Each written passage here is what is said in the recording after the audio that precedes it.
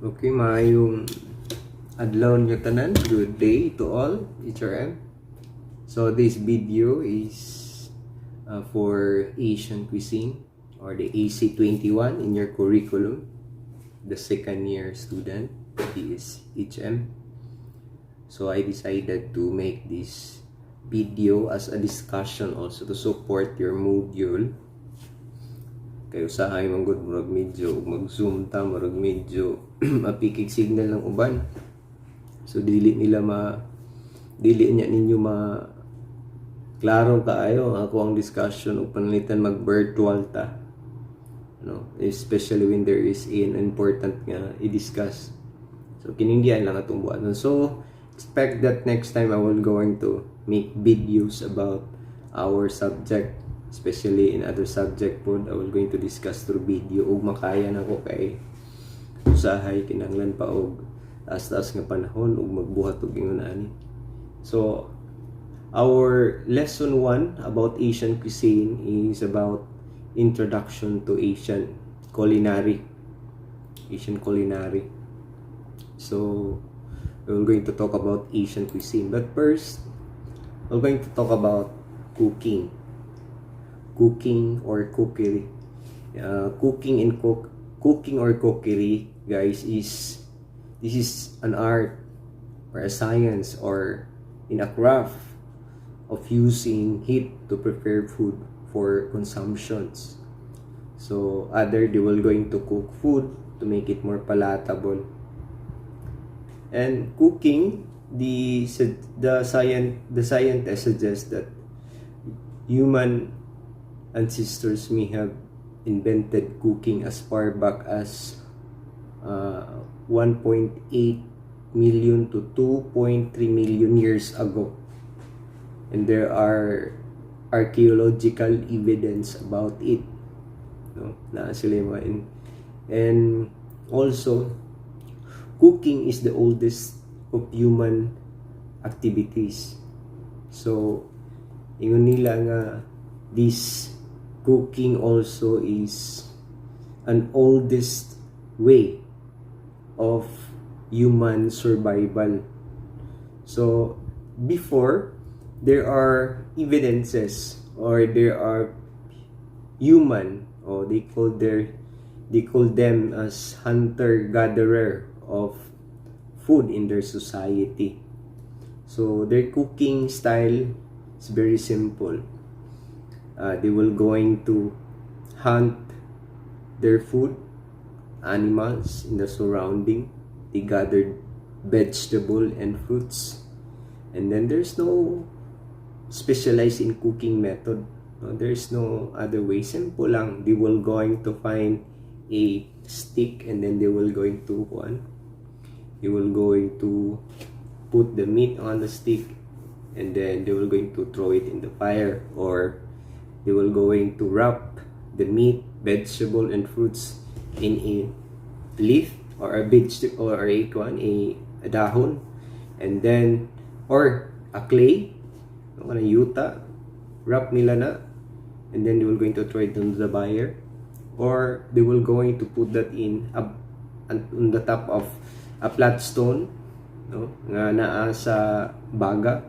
So that is the very simple way when they will going to cook food before. So the next level of the society is this farming. Pag-abot sa farming, the increases of the selection of the food ni increase. There are abundance of food available because nag-farm din ato gyud mga hunter. So in this time, there are effort that had been made para ang ilang pagkaon ilang tarungon og luto. Makapili na sila ug unsaon nila depress sa una unsa ilang makitaan, usay gali kanon nilang hilaw, pero agis kadaghan as pagkaon nga supply, agis na inananom, agis na inaghan. They find effort to find ways on how they will going to make it more palatable, make it more tasty, and desiring. So because of that, they invent recipes they develop a cooking method, a cooking style, and eventually they develop an equipment to do those mga recipes nila. So naay mga pottery nga nahimo, no? Naay mga pottery, and then naay mga metal equipment nga ilang na-develop so that they can cook whatever kung sa ilang mga gusto nga style sa ilang pagluto, sa ilang mahuna-unaan. So nag-start na dito ang baking, ang roasting, ang boiling, and eventually they are using fats from the animals, no, from plants. They use these fats para makaluto sila, no, using the fats from the animals, no, ingon ana. Then next niabot ning gitawag og stage of development, no, development of the society. Diri nagsugod class tong gitawag og trading, no. Trade began to emerge, no. So there are other places that specialize or can provide other products, and human wanted to explore and experience other places. They wanted to discover and to travel.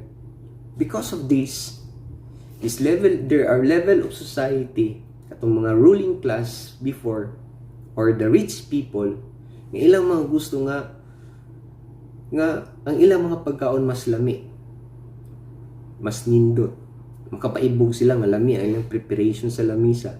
So they spend time, they spend their resources to a certain product to other places para mag-bargain sila, no, inaana. Because of this era, people travel more, no, inaani nga era na nga time. Katunto ang gusto ng mga tao nga mo travel, no. Dayon ni appear ning mga tavern mo ni mga karaan nga restaurant, old restaurant before. Actually sa Europe nagang kay mga gitawag nilang tavern na siya. So they serve this mga traveler, and even they develop a style on preparing foods, and even gali food service na develop na nila. Other taverns and mga palace gani inana, no, other mga rich people and the society, rich class before, they hired professional cook, and even gali mga taverns sa una, and even restaurant, they hire professional cook to provide them a delicacies or dishes that taste good, and others for their own restaurant or business. Ang tavern kana may negosyo nila. So ingon na, so other mga palace, restaurant, ang inana, no, and local people had developed sophisticated combination of exotic ingredients prepared with a very complicated techniques.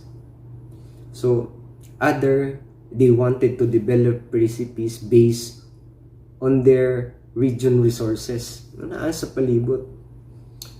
So the movements of foods across the world, no, kini mga potato, no, tomatoes, beans, bell pepper, avocado, mga peanut, pineapple, mga chocolate gourd, ka na bitang kukwa na to, kanang cacao, no, nagdala na og it brought big change and effect to every places and region style of cooking. So dito daghan na kaayong nagama nga style of cooking base sa kada region ug unsa puy available nga resources nila. So during the age of nationalism, kato siya, every places, regions or country, ang cuisine nila became a defining symbol of national identity. So karon I will going to tell you that there are 3 cuisine areas of Asia, no? So actually nakuha ko ani, there are 5, but in the module I give you 3 cuisine areas of Asia. So katong southwest, the northeast, and southeast. But I will going to define it more. Imuon to sila 5 at we will going to divide it into 5 because there are some nga they divide that into 5 areas, 5 cuisine areas of Asia. So, what are they? What are those Asian cuisine? Okay. So, Asian cuisine includes several major regional cuisines. So, gitawag siya og East Asian, the Southeast Asian, the South Asian, the Central Asian, and then the Middle Eastern. So, ako'y characteristic style of cooking based on their practices and tradition. So, usually associated with specific culture and laig style, no? Bisan pag naa sa lang na sa Pilipinas, pero magbase sa kada kultura, lahi-lahi. Especially na iuban ng mga cuisine nga gutangan pag mga superstitious belief, no, na sila mga bahit sa pagtuo, ingon ana, sa kultura, sa resources sa palibot. So, Asia, being the largest and most populous continent, is the home of many cultures, many of which have their own characteristic cuisine, no? So, we will going to look at into the map of the Asia, no? So, if you will going to look at the map of Asia, there is a North Asia, the Central Asia, the Southwest Asia, East Asia, the South Asia, and then the Southeast Asia, where we belong, no? Ang ato ang Pilipinas. So, East Asian countries are China, Hong Kong, Japan, Macau, Mongolia, North Korea, South Korea, and then Taiwan. The East Asian cuisine includes Chinese, Japanese, Korean, Mongolian, and Taiwanese foods. No? Ana siya sagad. So this is the most populated region of the world, and it has a lot of regional cuisines, no? And especially sa China gyud. So ang example sila mga staple foods like as kining gitawag rice. They have also these noodles kita na asad, no, ana, yung mung beans, soybeans, seafoods. Ang taas og highest per capita consumptions of seafoods ingon pa nila is ang Japan. Mas kusog consumption sa seafood sa Japan, like also sa China. And then also ang bok choy, so muna siya tawag na to og Chinese cabbage, and of course the tea in that area, no? Kusog kaayo ang consumption sa ang tea. Almost every day they will going to consume yun anang tea, no? And East Asian cuisine has evolved with a common usage of oils and fats, and then sauces, no, inana. So naagin na kanunay sa ilang preparation of dishes. Now guys, we go on to Southeast Asian, no? What are those countries belong to this part? So Southeast Asian countries are Brunei, Cambodia, East Timor, Indonesia, Laos, Malaysia, Myanmar, and then of course the Philippines, no? Singapore, Thailand, and then the Vietnam. So muna siya mga naa sa Southeast Asian. So nabilong ta guys sa Southeast Asian nga country. So ang Southeast Asian cuisine, no, includes a strong emphasis on lightly prepared dishes with a strong aromatic component. So masagad, mas gusto ta nga mas daghan og medyo aromatic o mas daghang mga herbs ang ato ang mga nilutuan. So naay mga herbs nga mga mint, no, cilantro, basil, daghan pa no, mga lemongrass like us, no. And so you will going to if you're going to look at into the module akong ihatag ninyo. So there are yung mga list of herbs and spices. And also in the Edmodo classroom, I already post the history of spices also. So you can also look at those videos, lantawan ninyo na para at least sa inyong later on to this discussion, you can start now. I'm going to post na the activity ug sa inyong buhat. So in this topic, in this lesson, we will going to have 2 activities. So you will going to have 1 quiz and there is 1 activity also nga akong buhat. So naantay duha ka book nga buhaton with this topic, no? So mao na siya, no, sa Southeast Asian. Now we go on to South Asia part. South Asian countries are Afghanistan, Bangladesh, Bhutan, India, Nepal, Maldives, Pakistan, and Sri Lanka. So, South Asian cuisine, also known as DC cuisine. It includes the cuisine from the Indian subcontinent. They said that it has also roots in the Hindu beliefs and custom. So the food in this area class of the world are flavored with various types of chili, black pepper, cloves, and other strong herbs and spices.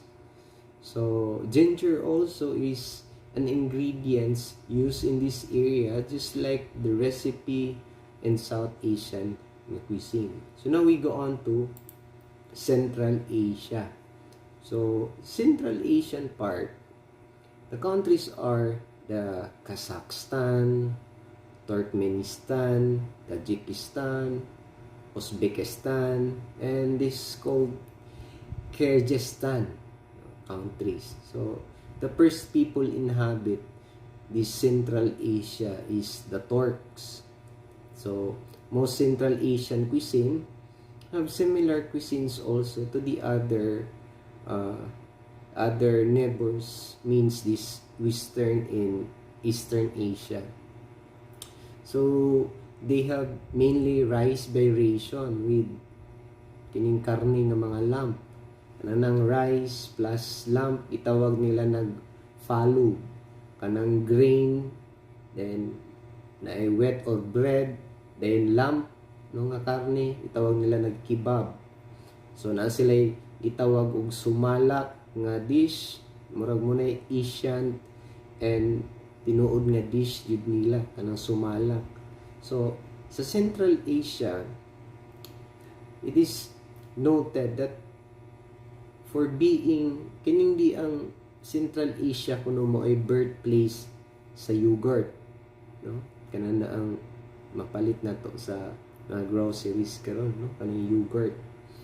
Diha daw gagikan gyud ang gitawag og yogurt. Now we go on to the next. Okay, the last part or the last region is the Middle Eastern Asia. Medyo confusing siya because this Middle Eastern Asia is a transcontinental region. Medyo nabahin siya or medyo na nasulod siya sa duha ka continent. So kining di ang countries nga naaani sagad na aswad sa other part of the region cuisine in Asia, which is kining sa Egypt, no, sa Egypt, Turkey, Iran. Mostly nakasulod niya kining Saudi Arabia. Other part places are Sudan, Somalia, then part of Afghanistan, Pakistan, no, Iran, no. So the West or the Middle Eastern Asia cuisine have this very diverse nga mga foods and flavors. The ingredients which is commonly used in this part includes the olives, the olive oil, hapitas, honey, sesame seeds, dates, chickpeas, mint, parsley, no? And then makabantay mo nga naapoy mga pagkaon nila nga ni sikat-sikat diri part sa atoa. And then na widely known siya all over the world. Kinindi ang some of their popular dishes includes this kibe or kinindi ang shawarma. Kining shawarma. So, I know that you already taste or see or taste this kuan shawarma, especially diri sa ato nga part na makakauntay ingon ana nga klase sa food. So the cereal grains of this area is commonly used bisan pa sa hangtod karon musagad ilang gigamit. The wheat and the rice are the major and preferred sources of staple food diri sa ilaha. Barley is also widely used in this region. Then, ang lang commonly staple or kanaging universal staple food yun nila sagad na kanunay is kining bread. They eat this bread practically at every meal na ginakanunay na ang bread sa ilaha. So, muna ang naa sa gitawag Middle Eastern Asia, guys. So, if you will going to recap those what we discussed last time, what are those region or the 5 major regional cuisine in Asian cuisine? These are the 5. Una, East Asian, Southeast Asian, the South Asian, the Central Asian, and the Middle Eastern. So, our next lesson, guys, we will going to go to our own cuisine, the Philippine cuisine. So, before we go to this topic, the Philippine cuisine, our own cuisine, you will going to answer or you will going to have these 2 activities. You will going to have a quiz from Edmodo, and we will going to have a activities which is on the module. So, I will going to expect that you will going to pass the requirements for this lesson within the given deadline. Okay, thank you for watching, guys. So, hope nga namin nakuha ato gamay. At least kining diya nga video makatabang rapod nga makasabot mo gamay na inyong basahon. But be ready because I will going to post a quiz in Edmodo after this, and also I will going to post also in group chat about the activity. You can ask me in the group chat about the activity, and then also be ready for your next topic because you will going to have a home based na cooking activity. So that's it for now, guys. Thank you.